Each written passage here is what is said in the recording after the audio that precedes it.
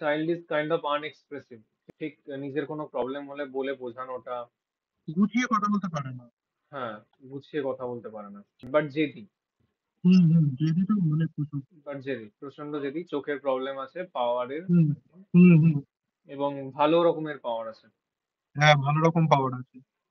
Skin related কোনো problem আছে? হালকা হালকা ওর যেটা মানে main kind of dryness, skin হ্যাঁ ড্রাইনেস হ্যাঁ হ্যাঁ টাইপের। হ্যাঁ হ্যাঁ হ্যাঁ হ্যাঁ হি উইল ডু গুড, ঠিক আছে। এক্সামের হুম ব্যাপারে, এক্সামের ব্যাপারগুলোতে আই থিঙ্ক ও যখন এক্সাম দিয়ে আসবে, তুই যদি ওকে জিজ্ঞাসা করিস, ও মানে খারাপ হয়েছে এক্সাম এরকমও বলবে বলে আমার মনে হয় না, ঠিক আছে।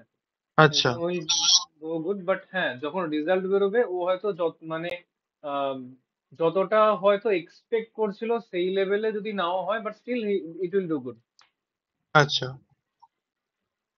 ঠিক আছে। আই মিন খুব একটা বেশি ভয় পাওয়ার মতো আমি কিছু দেখছি না। ঠিক হুম। আছে। হুম। এইবার ব্যাপারটা হচ্ছে ওর ইদানিং কাল মানে ধর এই 1-1.5 বছর হলো হুম।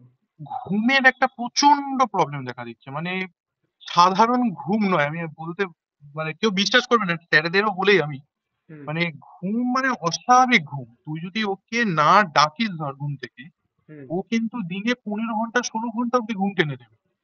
নো, ঠিক হি আছে। Will do good in the results.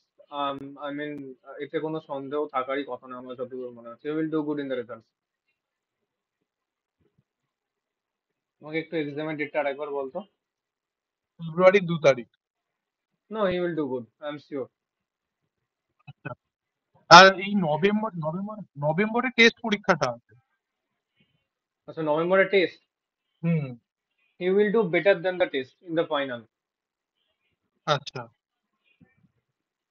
টেস্টে যা রেজাল্ট হবে এর থেকে ভালো হবে ফাইনালে। আচ্ছা, এটা তো ভালো।